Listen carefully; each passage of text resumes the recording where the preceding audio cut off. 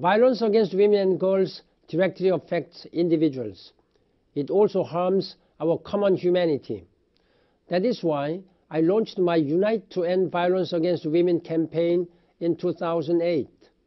Partners around the world joined this drive to protect the basic human rights of women and girls to live free from violence.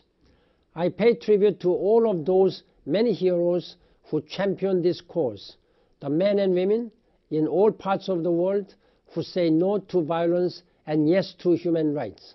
One such hero is the Dr. Denis Mukwege, who founded the Panzi Hospital in the Democratic Republic of the Congo.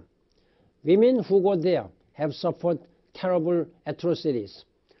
Dr. Mukwege has said, I quote, "Many times we are reduced to tears, but we get to work. We fix what we can, and that is a lot," end of quote. He is inspired by the courage of his patients. We must confront and fix this problem everywhere. From November 25th until December 10th, Human Rights Day, we make a special effort to organize 16 days of activism to combat violence against women.